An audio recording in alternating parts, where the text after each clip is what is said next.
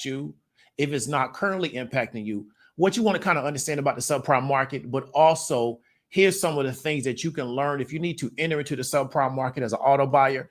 Here's some things that you can do potentially to navigate that market a little bit better so you don't end up in a bad position. Because one thing I've seen over the course of my life is that the subprime auto market kind of takes advantage of uninformed buyers. It also takes advantage of desperate buyers. And then what can happen is the person, because of what they're experiencing, it can be very difficult for people to get out of that market. And then the disadvantage is that you just kind of end up on a hamster wheel as a buyer in that market, as an auto buyer. So what we're going to talk about today is why that market is so lucrative and profitable to certain parties in a particular market. A particular company that is going bankrupt and they primarily targeted the subprime market, then they went out to a specific demo in the subprime market.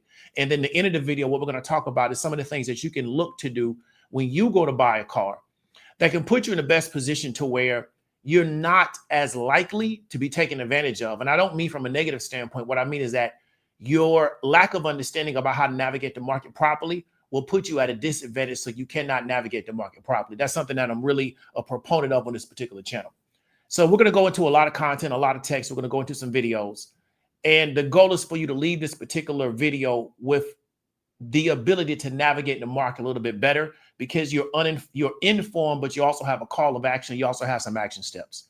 So that's what we're going to talk about today. Hit me with the like, hit me with the share. Let's get into the sponsor of this particular broadcast, and we're going to go ahead and keep going. Here is a testimonial for the highest paid part-time job in the world from Katrina Alexander. So I'm approaching 3 years in this academy. All of my accounts have increased trading, investments, business, and personal accounts. This academy can produce results in all areas of your life when you do the work. Yes, you have to work on your psychology and mindset to get the results. Okay, so what we're going to be talking about primarily in the beginning of this particular video is this company called Tricolor.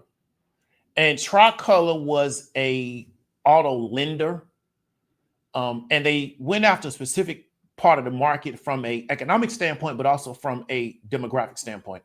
And once you kind of understand who they were going after, you can also understand why the name of the company is going to be called Tricolor. It's really like I would say an analogy to who they're going after once you understand who they were going after, right? But that's what we're going to really focus on, because what people are going to take from these type of videos is that, oh, well, because this particular segment of the market is dealing with a little bit of stress, that is a signal, or what we call a canary in the coal mine, that the whole market's going to go down. It doesn't work that way. That works that way for people that want to have this very binary understanding of markets. When you really understand how markets are segmented, markets are almost like a gradient, right? And that's, I'm trying to get you to understand this from a educational standpoint, and just kind of get out of the commentary spaces that a lot of you are in. A lot of you are in really deep commentary spaces, and I'm trying to get you more to like more of the educational standpoint. And to get you to understand what I mean is that I was watching the guy that tells you that the real estate market is going to always fall. And somebody sent me a video of his because they wanted me to kind of show how outrageous this guy's getting. And he literally sat down and told his audience, well, if we get 8% unemployment, that's not that bad. Like, that's like, people have to realize at one point that what they're actually listening to. When a guy says, if we get to 8% unemployment, it's not that bad. 8% unemployment across the board for everybody is going to be catastrophic. So what I want you to understand is, like, really work on your ability to understand the difference between commentary and education. Well, a person may give you their opinion at the end of it, but try to really understand the educational piece, because the goal is for you to leave here understanding how to navigate markets more successfully, not for me to just tell you, here's what I think about the situation. That's really not what this is. So what we have in markets is that markets are more of like a gradient. They're segmented. And what I mean by that is that once we have the overall broad market, then we as a business can decide what segment of the market that we want to go over based on our business model. So never believe that if we're going to do financing, we're only going to go after people that have the best credit, or we're only going to go after people that have the highest net worth, or we're only going to go after people that have the most ability to pay, or they have the best credit history. If there's still a consumer demand for something, we can create a credit market for that. And then what we do now is we roll that default risk into premium payment. And we're going to kind of talk about that. So that's how markets are structured. Markets are not structured to where we're only going to go after people that show that they have the ability to pay, they have the best credit history. That's not how markets function. Because what you can say is that I'm going to take 30% of the market and just discard it. Well, that 30% of the market can be very profitable to you. But we're going to just discard that part of the market and act like it doesn't exist. So that's what people have to understand. They will find some kind of way to do business with you if it meets their business model and what they're trying to do. So that's what we're going to talk about. So Tricolor realized that there's a segment of the market that we can go after from a credit standpoint, but also from a demographic standpoint. And then they sought out after that market. So that's something I was talking about with Dana, and I've talked about on my Patreon, is the idea that people want immigrants or undocumented people to leave the United States when they've built multi-million-dollar verticals off those groups of people. It's being delusional. It really is. But I've realized, as I spent a lot of time on the internet, that we have large populations inside the United States of delusional people. Like, I don't even think they even know what day it is, right? So you have to understand, but to believe that we got millions of people inside the United States. Many of these people work, they bring in money, and nobody's going to seek to do business with these people. No, they will, because they're profitable for these particular people, right? Because they need cars, they need utilities, they need baby carriages, they need clothes, they need all kinds of things. Because why? They're living inside the United States and they're drawing money, they're working, and now they're looking to spend money because they're consumers just like everybody else. So we have to kind of understand. So Tricolor went after this market. You may want to do some research on Tricolor on your own, but this is kind of the company that we're going to use as an example in talking about the subprime market. The reason why vampires want to keep you poor and single is because it makes you a good candidate for these particular type of markets. So if you have a lot of income insecurity, you're very much by yourself, you don't have anybody to help you, you're very much isolated, these subprime markets want to go after you. Now, looking at the Hispanic market, they have different traditions, so they're not as isolated, even though the income levels and their credit history may not be as great. But looking at other markets, and we've seen this where people get isolated in these auto markets and they get taken advantage of because they don't have anybody in their network to help them buy a car. So they just go to the market and they just try to figure things out on their own, and people take advantage of that because that meets their particular business model. So what we want to go into real quick is a really quick video on Tricolor to get the understanding of why they're dealing with some of the financial difficulties that they're dealing with. Then we're going to go into an article, and then we're going to continue to move on. So let me go and share this video out real quick.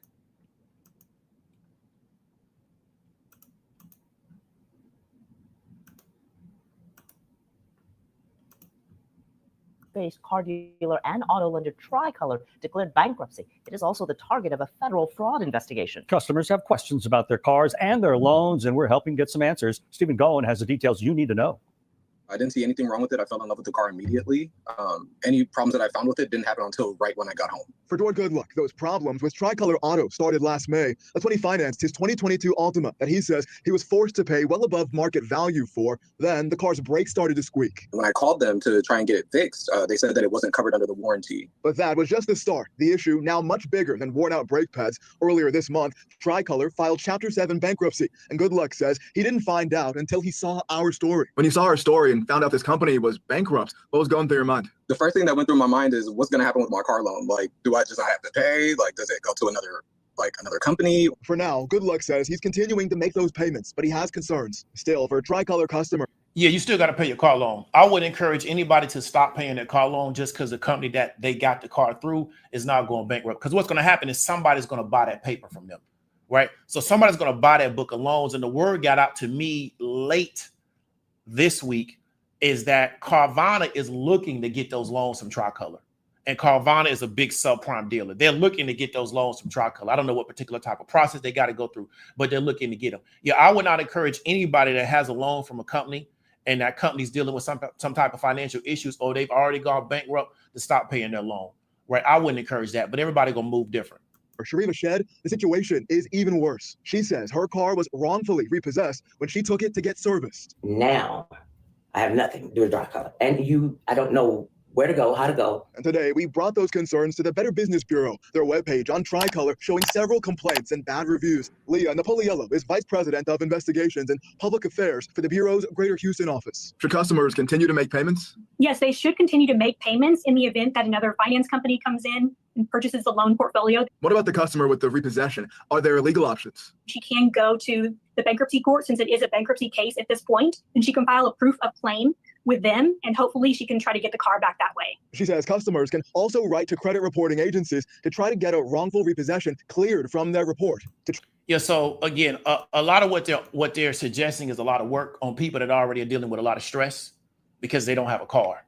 But, it sounds good on the TV. So this is why sometimes you want to try to find out what can I do to put myself in a position where I can avoid some of these situations. Because what they do is they take people that are economically vulnerable. They take people that are dealing with a lot of stress. They take people that don't have really, really good networks. And they don't necessarily treat them properly. And then now to resolve the problem, you got to do now 3 times as much work as you was doing before, right? So that now becomes like this hamster wheel of you just being stressed out and doing a lot of work. And all the work that woman has to do to try to deal with her issue with the car, she's not going to get paid for any of that, but she has to do it. So that's what Tricolor is dealing with. This particular story is relatively recently. I think Tricolor filed for bankruptcy. It might have been on the 10th of this month. So this story is relatively fresh. And so what people are trying to figure out is that who was going to take over their book of loans. And then we're going to do another video of people looking to buy their paper. But I want you to understand this was a major lender in the Southwest and also on the West Coast, dealing with the subprime market, but also dealing with the Hispanic market. And so again, just because people are not at a certain financial level, it doesn't mean that they don't need consumer goods. And we know that in this particular country, financing and credit is a major part of our country. You're not locked out just because you don't have a certain amount of money. It just means that you may have to pay more to get into the market, but it doesn't mean that you're locked out. So again, the ideal to where these people are in this country, we're going to get a little bit deeper into it, and they have no use is false. There's multi-billion-dollar and also multi-million-dollar verticals that have been built going after undocumented people that actually worked, right? Because are there some bad people in that population of people? Yes, but there's also a lot of people in that work jobs. They make money and they're looking to buy consumer goods. So let's get back to some of these articles real quick.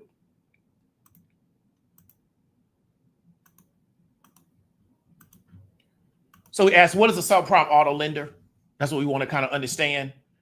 Big up to Google. Higher interest rates, characteristics of subprime auto lenders. They give you higher interest rates, flexible approval criteria, higher down payment and fees, access to higher risk borrowers, and alternative loan processing, right? So subprime loans are often arranged through special finance dealerships rather than directly with the borrower. The finance manager at the dealership acts as a middleman between the customer and the subprime lender.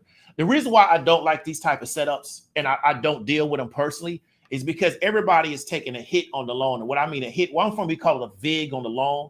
A lot of people don't really know that language. They're not from like maybe New York or Chicago.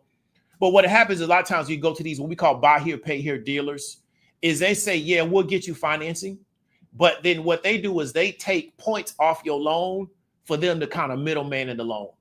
And there's nothing wrong with that. That's their business model. I just don't feel like paying that, right? But when you're in a certain market for credit, that's what you have to do.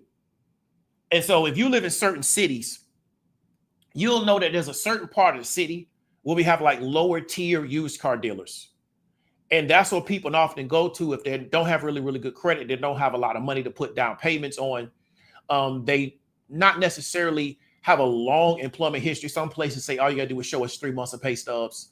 I'm sorry, 3 pay stubs, right? 3 consecutive pay stubs will get you a loan. And that's the market that they serve, right? Was listening to something on the radio the other day, driving in the city that I'm driving, and the guy pretty much said, and it's like a satire, but they pretty much said, if you have a pulse, we can get you a car. Now the question is what you're gonna pay for it, but they can get you a car. So where to find subprime auto lenders, dealerships, buy here, pay here dealerships. Those are real, real big. Where I'm from in Orlando, I'm from the west side. There's a street in Orlando called Winter Garden Road. All up and down Winter Garden Road, you got buy here, pay here dealerships. And also when you go to South Orlando, all up and down OBT, you got buy here, pay here dealerships. And it's because the demographics of the people living there, they're just good candidates for that type of dealership. Online lenders, Carvana, big subprime. Carvana does a major book of business in the subprime market, and then credit unions, right? Risky consideration is going to be higher costs, so borrowers must be prepared to pay higher overall cost of borrowing due to increased interest and fees. Risk of repossession, so that risk of repossession gets baked into the loan premium, right? And it also gives you a chance to improve your credit. So if you have bad credit, you can potentially improve your credit through this particular type of relationships. What credit score qualifies me as subprime? FICO below 670, deep subprime below 580, Vantage score below 661, deep subprime below 500.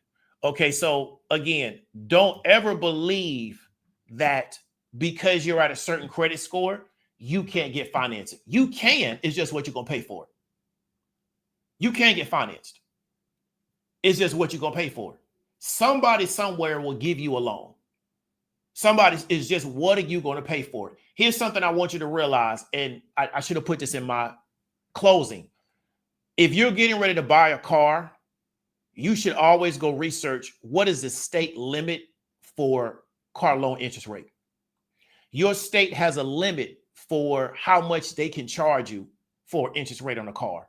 There's a ceiling, it is. Most people don't know it, but you should know it. So then when you go get the loan, you should know how close to the ceiling that you are. Because there is a ceiling on this, because they can't charge like 50%. They can't do that. There is a ceiling.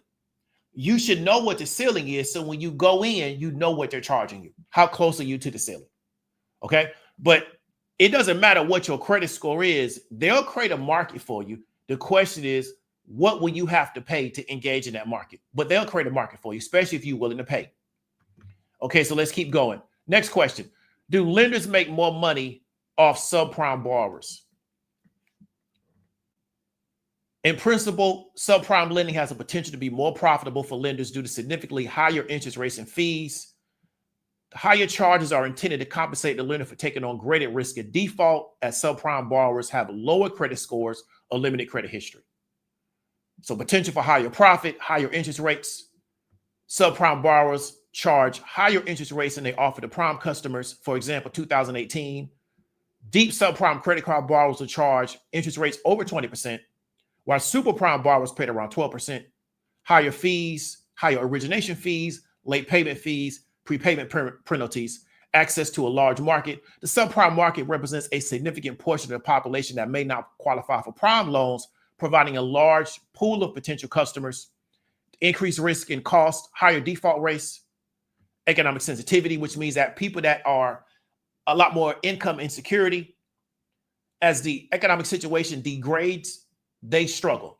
So we know right now, groceries are sky high. Like they really are. Groceries are like, it's ridiculous. Okay.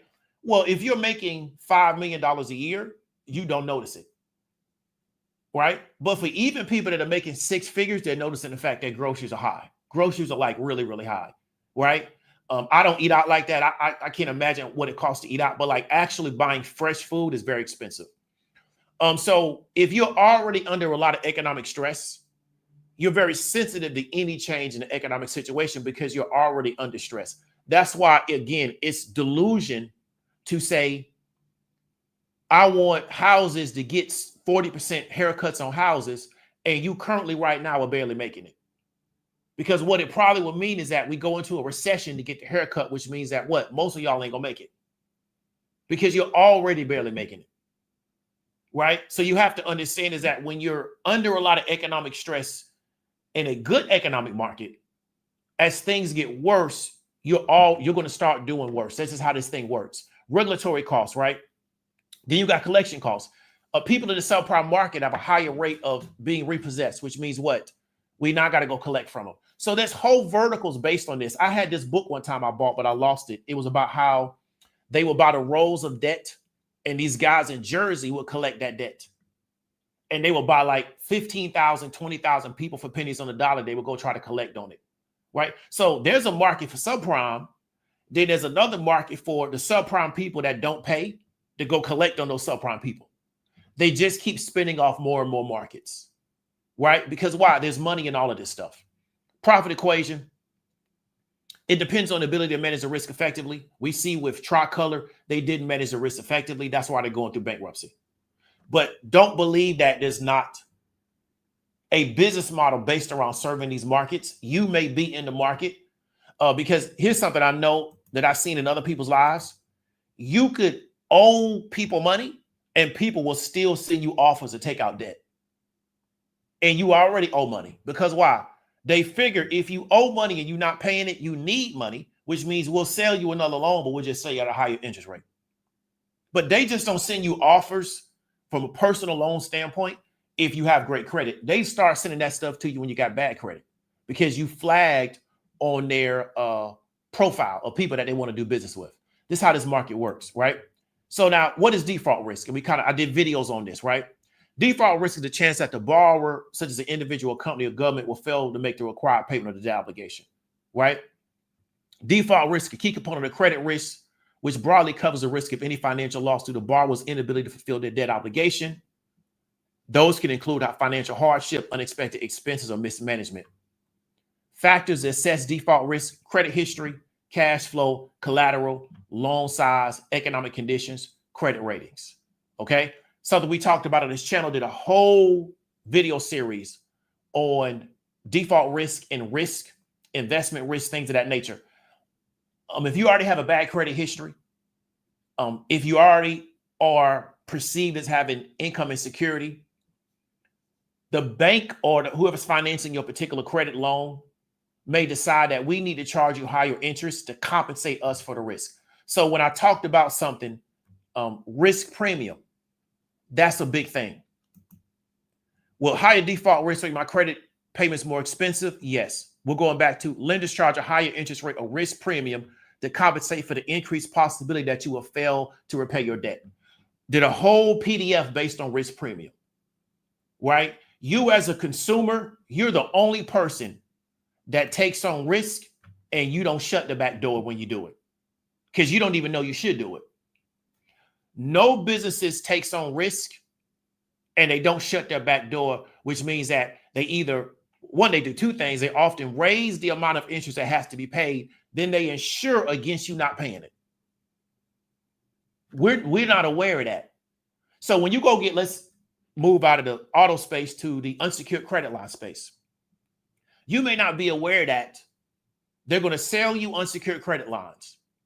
You have a high default risk because this is your third unsecured credit line. So we're going to charge you more interest. Then we take that unsecured credit line and we insure against you not paying it. And then we also roll that into what you're paying us. Right? Because we're taking on, so we need to get paid more to offer you this credit line because your default risk is higher. So there's a risk premium we associate to it. We're the only group of people as consumers that take on risk and don't say I need a risk premium for it. And really understand what that really means. People think a risk premium is like, I don't want to work. I just want to sit home and kick my feet up. They think that's in their mind. They think that's a great deal for them. In their mind, they don't think, let me go get a business out of the relationship because they don't want to work. So that's how they see it. So when you're dealing with an actual organization that has really sharp minds around it, they say, hey, you know what? You're at a high level of default. What we're going to do is we're going to make sure that the risk premium compensates us for the risk that we're taking it. Then we're going to insure against you not paying it. We're also going to roll it into what you got to pay us. You see the same thing with people in the auto space. We're going to go back to it. If you have really, really bad credit, they'll make you pay insurance against their car loan and they'll roll that into what you're paying them on the loan because you already got bad credit, or there's a high chance that you could default based on your current credit obligations. So this is how markets really function. You can get access to a lot of things. It's just what you're going to pay for it to get access to it. So that's what I want you to understand when you're navigating these markets as a car buyer. Your credit could be 5. Your credit score could be 5. The question is, how does the deal need to be composed to get you a loan? You may have to put $10,000 up front because you want to buy a $30,000 car, right?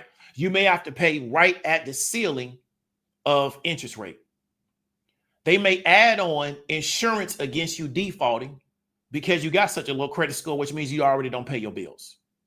Or because you got so many current credit obligations, because you got a student loan, you got a car loan, you got child support payments, right, that you barely making.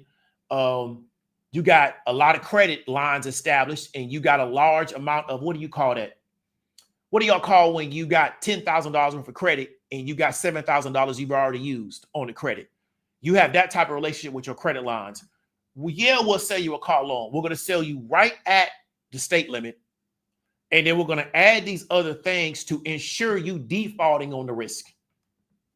Right? So if you mess up, we just go and hit up those insurance policies. Essentially, we bond you against it. So then if you mess up, we don't lose anything and we still get that car back as collateral. And that's how they structure the deal. But yeah, you can get financed. The question is, what are you going to do to get the financing? Right? So that's what we have to understand. And that's what I've been very passionate about is stop looking at everything from the standpoint of a consumer. Look at it like you're a business or your Fortune 500 company, because they deal with the credit markets differently than the average consumer, because consumers just think I want the object and they don't see anything past that. And they also don't know how these deals are structured because, you know, again, we just live in a world of mass delusion, and the internet has really shown me that. It's very unfortunate, but that's just the world we live in. It's just something we got to try to work our way through. So let me go to now some other videos about Tricolor, and then we're going to go into subprime auto financing. But let me really quickly show you this article. If you get a chance, follow this guy on Twitter. He puts out really, really good information. I think he's in the bag for Carvana, but that's neither here nor there. He still puts out good information. So the messy collapse of a subprime auto lender explained. So again, Tricolor was a subprime auto lender. That was the market they were going after. If you got great credit and you make a lot of money, subprime don't want your business, because why? You can go other places and get a better deal than what they got for you. I spoke to a woman the other day, went and did some business with these people, spoke to a young lady about Carvana. I say, have you ever done business with Carvana? She said, yeah, I bought my car from them. I say, what it's like? She says, it's not bad, but when I bought the car, it like broke down like 4 or 5 times when I got it. Right? Because Carvana pretty much buys anything from people, and they looking to do subprime as far as that's an end customer. Not saying that's everybody they deal with, but Carvana really makes a lot of money because we know people that understand it, they get their cars from Drive Time, which is another subprime lender. So you have to understand this is who they want to do business with. If you have good credit, you make good money, they don't want to do business with you, because what they're going to charge you to do business with, you're not their ideal customer. So you need to go to like a legit dealer and try to work a deal, or go to your bank or go to your credit union, but they don't want your business because they're going to put a big VIG on top of that loan, right? So let's go to it. Fifth Third Bancorp disclosed a $200 million loss from alleged fraudulent activity at an unnamed commercial borrower. Sources for Bloomberg quickly identified Tricolor as that borrower and noted that JP Morgan Chase and Barclays also had exposure to it. So the alleged scheme that they claim is a fraud case involves double pledging, which is using identical loan portfolios as collateral for separate warehouse credit lines with different banks. So at a high level, lenders like Tricolor originate auto loans for its customers, which are grouped into portfolios.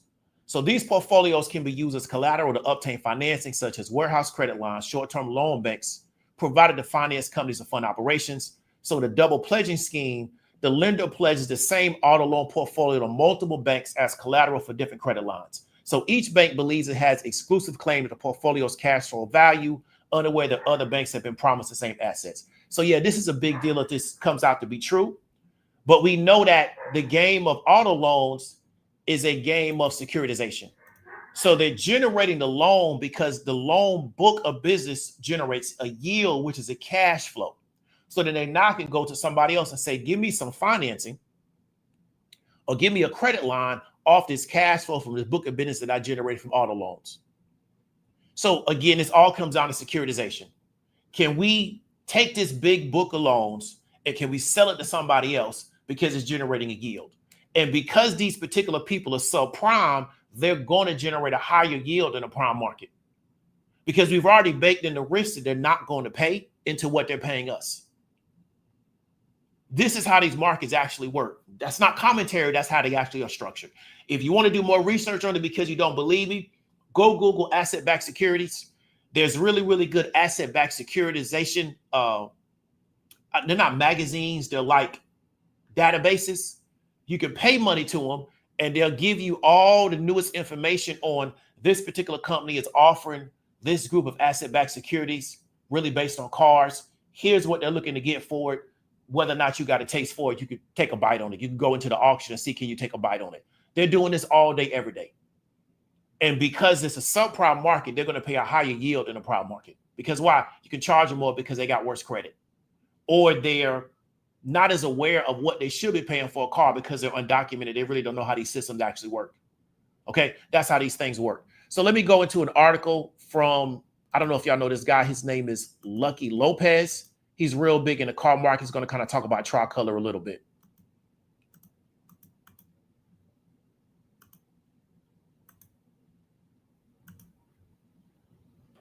A little bad luck and possibly some fraud finally caught up to them. So I'm going to explain how subprime banks work and how Tricolor tried to hedge their bet when it came to risk. Now, every subprime bank has to deal with risk. And one of the things they do to offset this risk is to charge more money up front, higher down payments, higher interest rates, shorter payment term, and they only lend on specific cars. Now, typically subprime customers have maybe a bad payment history, maybe a repo, or they're first-time buyers. Now, unfortunately, first-time buyers get punished because you get a higher rate compared to somebody that earned their credit. Now, subprime lenders are used to losing money. They basically structure it in their loans. They charge a higher interest rate, and they basically plan on having anywhere from an 8 to 14% default rate. This is just kind of the normal thing. Now, one of the things that offset this risk are a certain group of people that they do loans for. So he just talked about subprime rates. Subprime auto people are looking to have 8 to 14% default on their book. Okay, let's keep going. And those people are actually immigrants. I think I like sports now. No Okay, that messed me way. up. The guy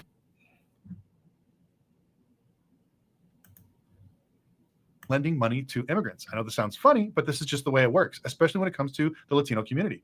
Banks would rather give somebody that just moved to this country a loan compared to somebody that's been here for a while that has bad credit. Now, why is that? Well, one of the main reasons is if you're an immigrant, you are 5 times more likely to make your payments on time, have a longer payment history, but on top of that, you are less likely to refinance it because you're not financially educated. So what does this mean? It means the bank has a better opportunity of making money on their money, has a longer threshold, so it means even more money in the bank. And if you never refinance it, that means they're going to make the full term all the way through. So at the end of the day, banks would much rather lend to an immigrant or Latinos compared to just a traditional person that's American that has bad credit. This sounds crazy, but if you're a banker or a dealership, please comment in the comment section below so people know exactly what I'm talking about. Okay, so now we understand, based on his experience in the market, based on his understanding of the market, why banks are more willing to go after this Hispanic/Latino undocumented immigrant market. So again, we're going to continue to reiterate this idea that these people are not over here, or they're over here, but they serve no purpose. People don't really get it. They're over here for a reason because people want them over here because they figured out how to make money off these people. Okay, let's keep going. Now, every bank has been trying to chase Latino or immigrant paper. This is something that's really big. So one of the things that I did was I would travel around to dealerships, buy here, pay your stores, and rate their auto loan portfolio. And banks would pay me to find dealerships that had a large majority of Latino or Hispanic auto loan paper. And this is exactly what they want. Sometimes they would pay anywhere from 80 to 90 cents on the dollar, where traditional subprime paper, they would want to do maybe 50 to 70 cents on the dollar. So as you can see, that's a massive disparity from what type of paper they're getting compared to what they're actually paying for. Now, why did so many people want this paper? Once again, it's because they were more likely to pay. And if they had any type of issues, believe it or not, most immigrants would give the cars back instead of having any type of issues. So banks literally push people like me to go out and find these people. Now, Tricolor, I believe, was really set on lending only to this specific demographic. So they decided to make 75% of their auto loan portfolio immigrant paper or Latino paper. They set up majority in the West and Southwest states and started lending as much as they possibly could to get the customers they can. Now, this was a great business model. A lot of people were jealous. We saw them rapidly grow for the last few years. But unfortunately, because of maybe some bad timing, a little bit of fraud, and bad luck, everything turned around. Now, and so what do we see over the past few years, especially during the Biden administration? We just saw massive immigration coming from south of the border. So we've seen over the past few years, Tricolor really started to really ramp and accelerate their business. It's because they had a really, really big pool of people to do business with. And so we talk about Lucky Lopez, based on his understanding, 70-75% of their business was this immigrant Hispanic population. Their footprint of Tricolor was very much based in the Southwest and the West Coast. And if you can tell me why they named themselves Tricolor, I'll cash app you $5. Right? Tell me why they named themselves Tricolor and put your Cash App in the comments, and I'll give you $5 if you can figure that out. It's a play on words if you was really into like certain type of music, you should understand how to connect it, but everybody not gonna get it. So that's what I want you to understand is that they believed that this was a much better market to do business with because it was stable, even though they were immigrants or somewhat undocumented people, because of their characteristics, some of their culture, also because they were less likely to just, not pay on the car, even though they're having financial difficulties. They wanted to do business with these particular people. And then because they're subprime, we could charge them more money. So the paper became a lot more attractive. So people like Lucky Lopez will go looking to buy that paper. And they were buying it for, I think, what he said, 70 to 80% on the dollar. I'm not sure about those numbers, right? And I mean, I'm not sure, I don't know if I quoted him properly. But that's what I want you to understand. This market is legit. And so you have to realize that there are people that will build a business model on any economic condition that you're currently in. It doesn't matter as long as it makes sense for their business model and the way in which they make money. Okay? So that's what I want you to understand. This is what's actually going on in the real world. In the real world, I don't know what they're talking about on the internet, but this was an actual business. It was a brick and mortar business. They had staff, they had personnel, they had millions of dollars running through their business. They just did a big deal 11 months ago to build out bigger dealerships. There's a lot of money running through this particular business, right?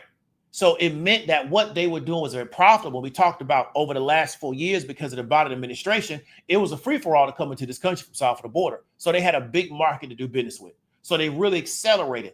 What I believe happened is because of the Trump administration, a lot of their policies, it started to contract their market. And then what they did was to generate more money, they sold out their book of business to multiple people, even though they weren't supposed to do that, but it works until it didn't work. But I believe their market started to contract because not only did Trump get people he removed people, but really did more than removing people is he got people to self-deport themselves. People figure, hey, I don't want to get arrested and thrown into jail. I definitely don't want to go down to El Salvador. So let me just leave. And so a lot of people self-deported because if you look at his numbers from ICE, they're not as high as Obama, not as high as Biden, but he was able to get a lot of people to self-deport. They just decided to just remove themselves. So I think Tricolor lost their market that they had over the past 3 to 4 years during Biden. Well, it was a free-for-all south of the border. All right. So that's what I want you to kind of understand about the subprime market. They will build a business model to figure out how to do business with you. Okay. Another example. How did people move money before Cash App? What Cash App did was took a lot of people that really were not banked and allowed them to start moving money. Right? How did people move money before Cash App?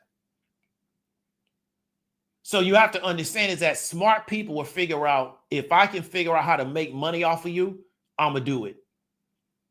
Because I have a business model that supports what I'm doing, and I'll pay you to access this market. Right?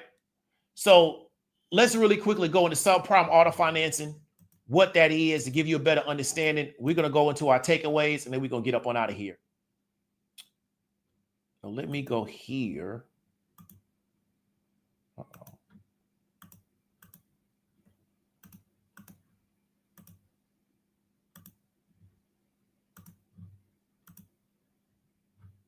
Let me go to, why was Tricolor's main lending market by demographic? Or who was Tricolor's main lending market by demographic? To go ahead and make that point. So Tricolor's main lending market was underserved Hispanic consumers with limited or no credit history. The company, which recently filed for bankruptcy, focused on offering subprime auto loans to this demographic, including some undocumented immigrants.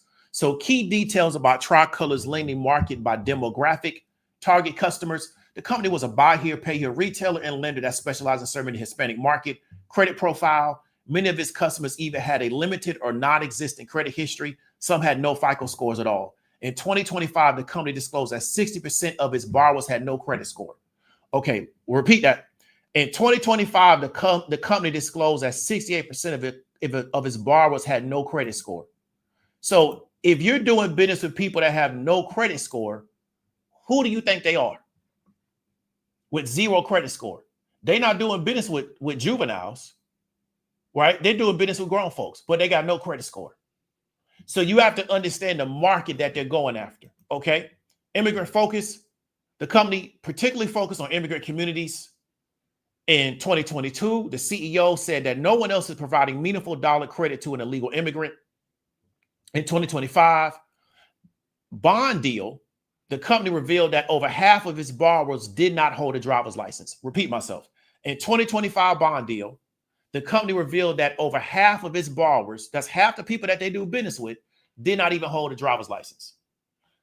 Tricolor concentrated its operations in states with large Hispanic populations, with California, Texas being its biggest markets. The company also operating in Nevada, Arizona, and New Mexico. So that was their leading market by demo, was Hispanic underserved consumers.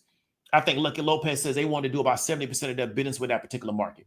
So let's get a little bit deeper into subprime, what they're really looking to do. Let me bring this screen out, bring this screen back in.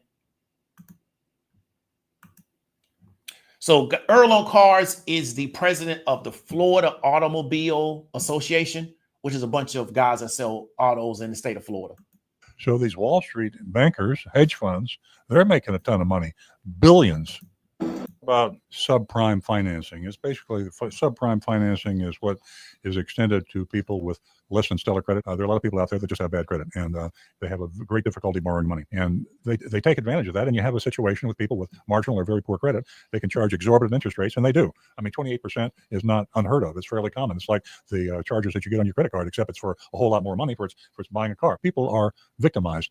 You can go in with marginal or bad credit, and you can find out that the dealer is actually falsifying the documents that you filled out and signed. As a matter of fact, one of the things that's got the government worried, the Federal Trade Commission, is that people are being asked to sign blank credit applications. Now, remember, you're talking to a desperate person. This is a person that has very bad credit. He's probably tried to buy a car several times, been turned down. He has to have a car. And when you absolutely have to have something, you get desperate, you do some things that you might not otherwise do, like sign a blank credit application. Now, when you do that and they fill in false information, you're violating a federal law. So you're putting yourself at risk. You could actually be subject to fine or worse. If your credit application went into a bank, they could come back after you, even though you had no knowledge. You couldn't prove it. All they see is your signature on the bottom of the credit application. A lot of this is going on now. The banks claim that they investigate the dealers when they see high loss ratios. By the way, the loss ratios are going up. And this is the same thing that happened, and the same thing I reported on the radio on Earl Stewart on Cars back in 2006 and 2007. I hate to say I told you so, but I did. I predicted what was going to happen, and it did happen. And now it looks to me like it's happening again. You see the ads in the paper. You've seen them. You've seen them on television. You've seen them. Heard them on the radio. No credit, no problem. All credit applications accepted. Now, there's one of two things happening there. Either they're getting people in who have better credit than they thought they had, or they're falsifying credit applications and putting you at risk so they can make a lot of money. It isn't just the dealers that are making money on this and the dealership personnel. The banks are making money, and then the banks are bundling these loans and they're selling them to Wall Street. So these Wall Street bankers, hedge funds, they're making a ton of money, billions. They're making billions off of this sort of thing. And there's a human story too. I mean, these people that are borrowing money with falsified credit applications are paying 26% interest. I mean, that sounds unconscionable to me. I mean, that's a usury law. For some reason, you can buy a car and get a legal rate of interest of 26% that would be usurious for any other application. Okay, so you just kind of broke that down. And so that's just we want to kind of get you to understand what you're going to be dealing with when you go into some of these markets. But don't believe like because people are undocumented or because people have no credit or because people have bad credit that they will not create a market for them. And some of you that listen to this particular video, you may be in some of these markets, right? So you want to kind of understand what you're getting into. And so when you're by yourself, you're under a lot of income insecurity. You don't have a lot of things going for yourself. People are just going to show up to try to take advantage of that. And they don't see themselves as doing anything bad. Their attitude is you say you want a car, I'm going to help you get one. But you're going to pay for it, right? We're not giving away no cars unless we actually giving a car away. So that's what we want to talk about, right? So what we're going to do is go through, here's some steps. You're looking to buy a car. What is your credit? You can check for free.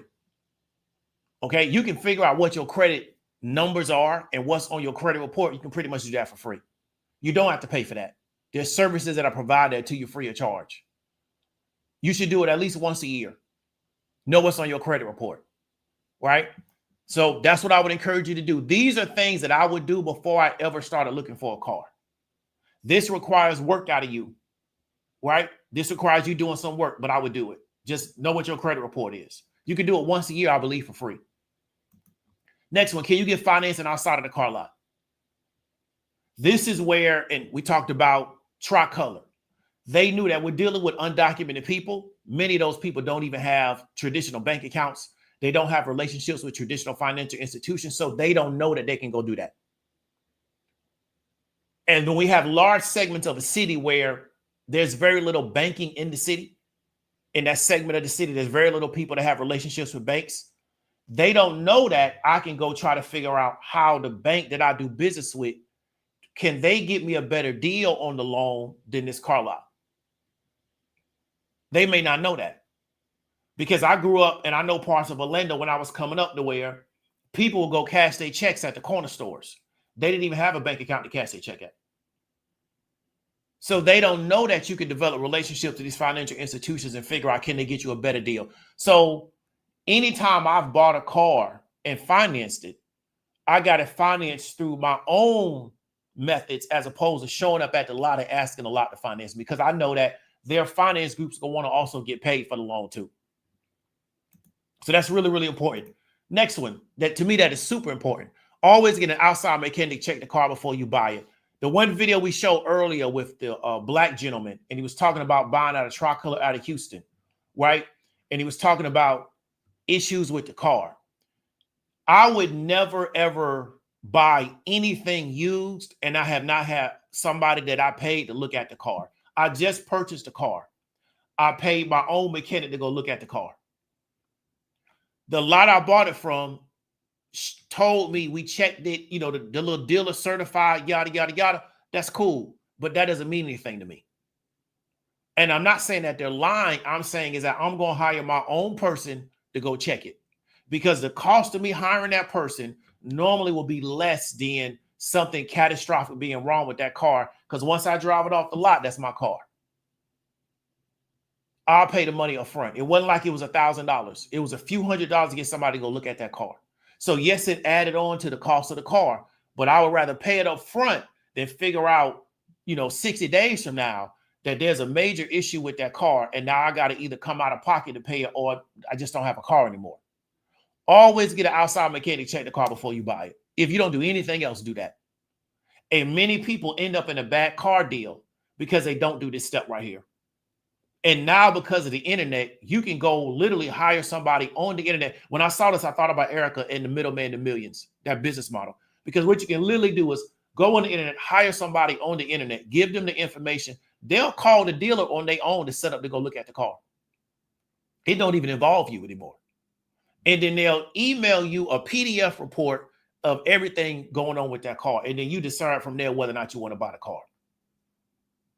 You understand what I'm trying to tell you? It's way different than when I had to take the car off the lot and get a temp tag and do all that. A lot of dealers don't want you to do that because they think you're going to steal their car. Even though, why would I steal the car when you got all my information? But you know how that is. Now you just can have a guy come out there and go look at it. I would never, you don't listen to anything I'm telling you on this video. I would never buy a car without having an outside mechanic check the car before I buy it. Get somebody that knows more about cars than you do. You could miss something. Their job is to go through the whole car, not just test drive it. Okay? Then two, your economic situation can be used against you when you're buying a car. I wouldn't encourage you to get mad about it. Work to improve that situation. What do you need to do to improve your economic situation so when you're going to buy a car, they're working for your business as opposed to you're just trying to get them to give you something? Because a lot of these buy here, pay here deals, what's their angle? You're in a bad situation. I'm going to help you out. It's never, we want your business because we value your business. It's always kind of being set up like they're doing you a favor by letting you drive a car off their lot. So that's because of the economic situation that many people are in. So Tricolor realized we got a large amount of undocumented people that don't even have licenses and they don't have a credit history. We'll put them in cars and we'll just charge them for it. And we're doing them a favor because they need cars to work. They got to get back and forth. I know there's probably buying a whole lot of trucks up out of there, right? So we'll make it seem like we're doing them a favor. So what I would encourage people to do is work on your economic situation. If I'm married to somebody, we can buy the car as a couple. But if I'm always by myself, then I got to stand alone, right? If I'm married to somebody, we can work together to get the car. But if I'm by myself, I always got to stand by myself. So that means that by myself, I have to have the financial wherewithal to do it. That's the problem a lot of people run into. So again, vampires need to keep you poor, and they need to keep you by yourself for the subprime auto market. Because if you are with people, they can help you out on the deal. I've known immigrants come over here and they help each other buy cars. I've seen them do it, right? They help each other buy cars and houses. But, you know, everybody else by themselves, and everybody got to be so perfect. And, you know, I don't want to do no work. I just want to sit home and kick my feet up, and it's somebody else's job to do the work. So because everybody else got all these issues, you see how other people come from other countries and they work together as a group, and they just keep coming up. They keep buying stuff. They keep having this. They got this. They got that going, because they're going to come together, because where they're from, you don't get nothing by yourself. So they don't even have that mentality. It's just Americans believe in this type of stuff. So they'll pick you off over here, deal with these people over here.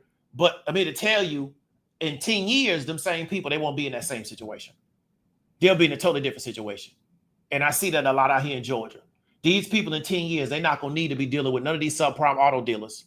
They're not going to need to be dealing with none of this. They're going to be them moved and put themselves in a different situation. But another group of people, they're going to be in the same or worse situation, because they watching the guy on YouTube tell them that 8% unemployment won't be bad because you can buy a house. You're not going to be able to buy a house. You're going to be unemployed.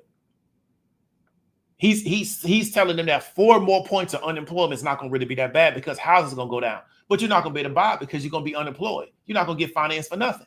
You don't have a job. Difference between a car and a house, right? They may let you get financed for a car if you ain't got certain stuff. You're not going to get no house for that stuff, right? Not you, because you from over here. You're not an immigrant. So that's what I want you to understand. When you kind of get your eyes off the ball, you just get caught up in this stuff. You start to normalize it. You start to learn how to exist with it. But really what you're doing is you're waiting for the next shoe to drop that's going to just kind of take you out. And that's just what a lot of people are dealing with. And so what I would encourage you to do is just do something different with your life. That's it. Realize that you're experiencing economic warfare. Realize that people have built whole verticals around you doing that. Really work and ask yourself, how can I discern between commentary and actual education and facts? And then do something about it to where you can build a barrier or buffer against some of these things that are going on in the economy. So we're going to read these comments. Hope you got some value from it, and we're going to get up on out of here. So Miss Phoenix 91, appreciate the $5 super chat. Thank you. Yeah, we move into another direction. I got some stuff we're trying to work on from a branding standpoint, but I'm glad you like it. Ray Gunman, appreciate the $2 super chat. Thank you for being a mod. So again, thank you for everybody that's stuck with the channel over the years. I really, really appreciate it. This message is not for everybody, but it is for the right people. And it's something I'm very passionate about because it's real. And I can show you through documentation and through facts that it's real. It's not just me getting up here pontificating. It's not just me getting up here and saying that God told me to say something and that's why you should believe me, right? And one thing I do like about my audience is the audience of very, very intelligent, smart people. It's not an audience of people that's just looking to blame somebody for their life, right? We're not doing that over here. We're going to do something about it. We're not just going to sit up here and blame everybody else. So big up to Dr. Chaz up out that Conroe. Big up to Dr. Chaz. OCL Sportsman, Rosenberg, Texas. A lot of Texas people, Kyle Watts. Appreciate it, Dr. Chaz. We're going to keep trying to build out on that. Trying to do some different brand and some other things. And, you know, kind of, we're going to tweak the business model.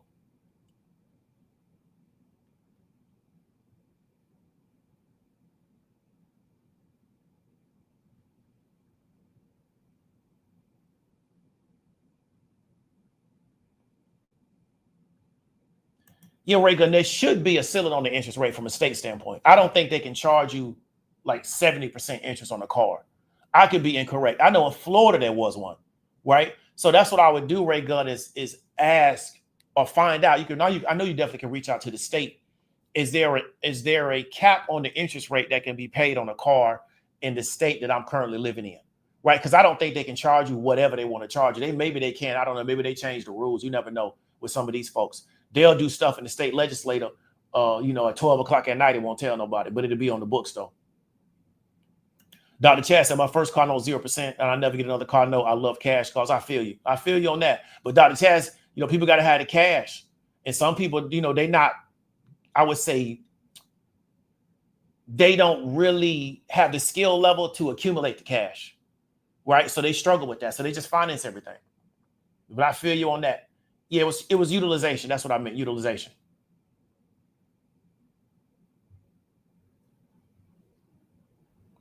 Miss Erica Williams, what's up to Miss Erica Williams? Credit union's your friend, most definitely.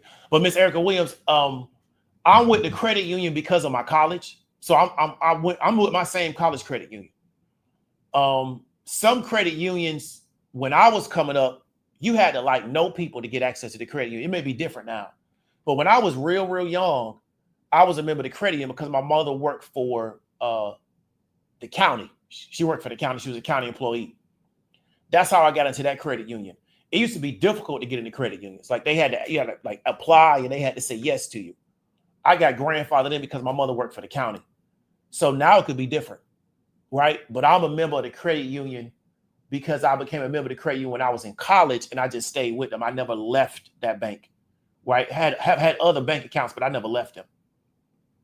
That's how I got in then. So yeah, if you can get it with a credit union, I would definitely. They always offer much lower rates on cars, like much lower, like well under what most people gonna be charging, and they more willing to work with you.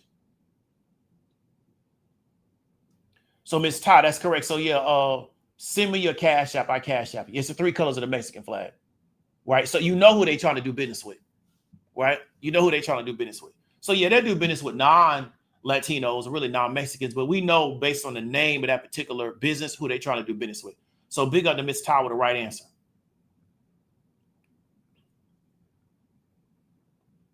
Exactly. Everybody's doing Western Union. Now, I don't know currently if Western Union is digital. And what I mean is that like if it's on your phone, I remember people having to go to the physical Western Union office. And then what does that do? It takes time. Cash App, I can send somebody money on Cash App. It'll be to them in 5 to 10 minutes. So it changed the game. It totally changed the game, right? So that's what I want people to understand is that they figured out how to. Now, people still use Western Union, especially like a lot of Latinos send money to other countries, right? But Cash App domestically inside the United States, it opened up a whole nother door to send payments to people, right? People be sending money to people in jail through Cash App. Like it's just a different type of game, not through Cash App. Western Union, for people that's into the markets, I think they need to get exposure to digital currency. I don't know why they haven't, but to me, that's a flaw in their business model. I think they need to get exposure to digital currency.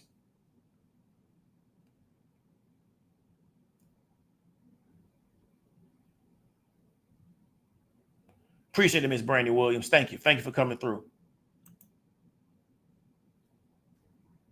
So Dartman Jetman, appreciate the $4.99.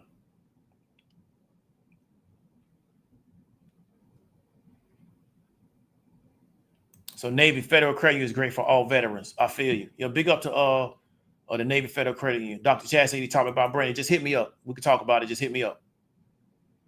So it looks like that's gonna be it. So want to really encourage y'all. Like I said, do something about your situation.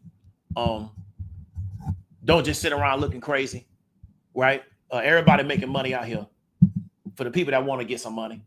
And that's relative. You know, people making millions, but you know, what could be money to you is different. But I wouldn't spend the next 3 years pretty much with my head in the clouds and being triggered by people on the internet because everybody getting money out here.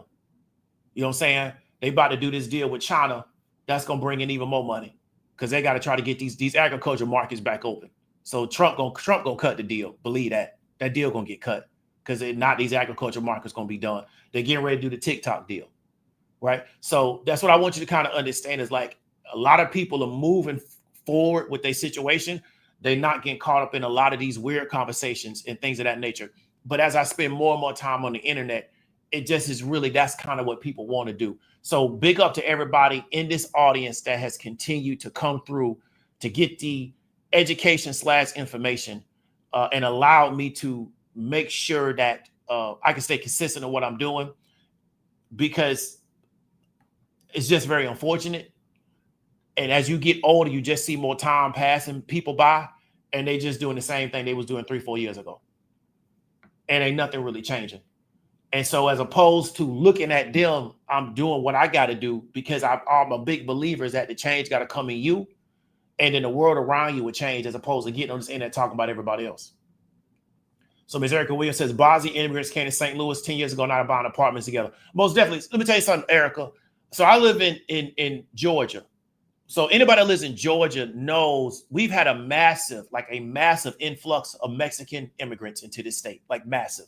So when I left Georgia in 2019 to go to Florida right before the pandemic. Where I was at in Georgia, it was where I was living in the metro of Atlanta. There was hardly any Mexicans. I came back in 22 in that same area full of Mexicans. Like they just, I'm not going to say they invaded, but it's so deep. And they not like bums. They owning homes. You can, when you drive through these neighborhoods, you see them. Because, you know, one thing about Mexicans, and people gonna say they're stereotypical, you know, they're going to put 6 cars in the driveway. So you drive by, it's 6 trucks in the driveway, work trucks. They outside with like the clothes on that you can tell they do something trade related with the kind of clothes they driving. They got their women out there working in the garden or working in the yard. You see the grandmas out there doing their thing. Like they pretty much took this one segment of Metro and they pretty much just hit it real hard and they're everywhere. And so what I'm trying to tell people is that because of these people's culture, where they come from, where you cannot do anything by yourself. They know when they come to America how they need to move. Do they have issues with each other? Yeah. Where they from, they kill each other. But they know amongst they little group of people, we got to work together. So yeah, they have issues with each other. Yeah, where they from, they kill each other.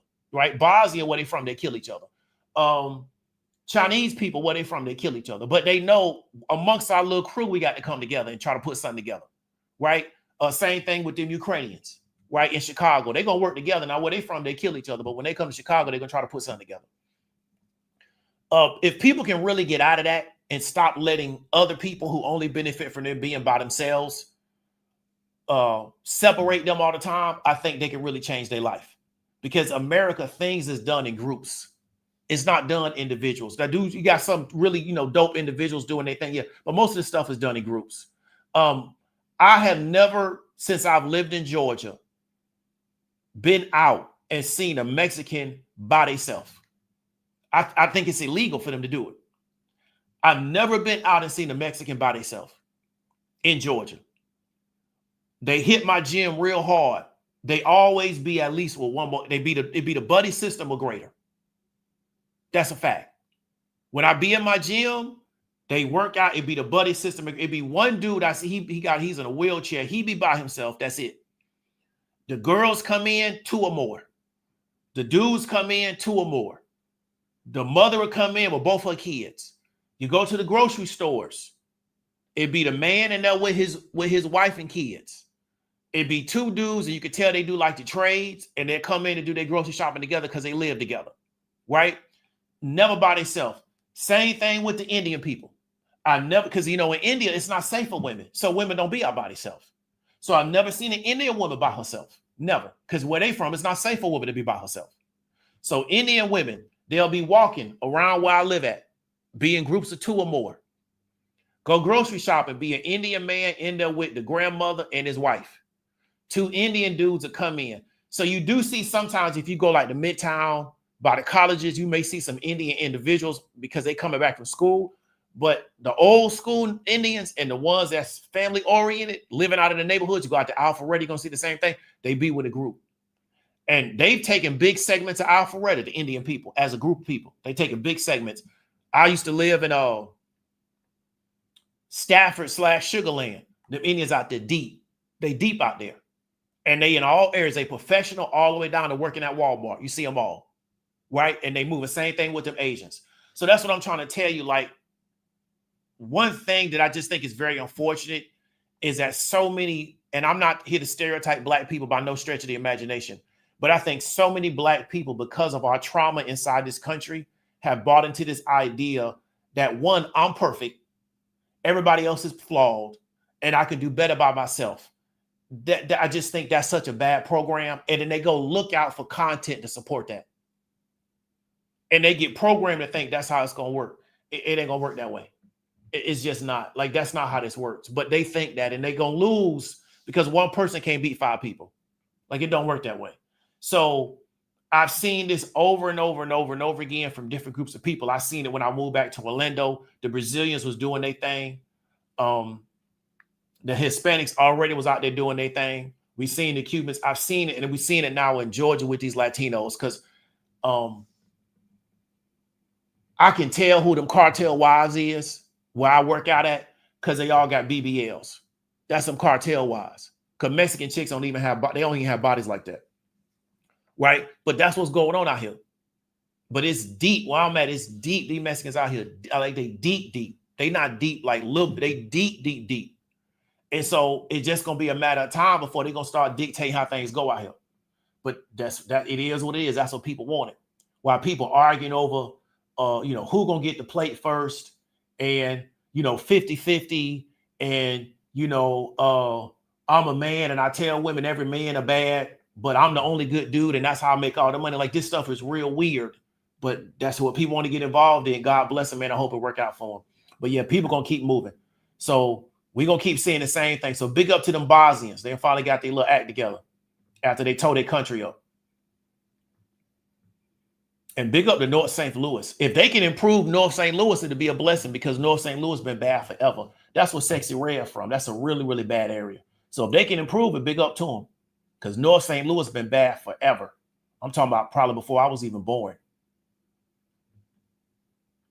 Dr. Chad says Hispanics buying models and land multifamily didn't expand it. Most definitely, Dr. Chad, they moving. You know what I'm saying? Especially out there where you at. You know what I'm talking about? Because when I was in Houston, like, it's whole segments of Houston, number of Hispanics. Like, nothing but Hispanics. The whole, I ain't talking about like 2 or 3 blocks. I'm talking about like the whole section, like Southwest, Pasadena. They call Pasadena part of Houston. It's its own city, but like Pasadena, I drove through there, man, I ain't seen not one non-Hispanic person. I wouldn't even get out the car. Like, it's deep. Like, it's deep. I just drove through and kept on driving. Ray Gunn said, never seen any woman out here by herself. Exactly. They stay in groups. Because like in India, a woman can't even be by herself in India. It's too dangerous. Like, they real hard on women out there. So that's where they learn from. They come over here and just run the same program. Because they be walking where I'm at. They be getting a little exercise in. Because one thing about them Indians, they going to walk. Miss Ty says they deep up and done. What are you? I feel you. You go to Midtown, they deep. They deep in Midtown. The young ones getting their education. RJ says Mexicans been deep in character. They everywhere. Like, they deep in the state of Georgia. And it's like RJ Lee, it's like they snapped. Right? 2019, it was one type of setup. And then I came back and I was like, man, they everywhere. It's like you think you in Los Angeles. Like, they deep. Like, it's a lot of them. Right? And they everywhere. You can go to whole parts of metro areas and they just everywhere. Like, literally everywhere. And you'll stand out being over there. You know what I'm saying? What's crazy, you can't even get a good taco over here, which is just insane. You can't even get a good taco over here, which is just like a whole nother story. Boz is heavy in trucking industry in Detroit. Yeah, I heard about that. I heard they big in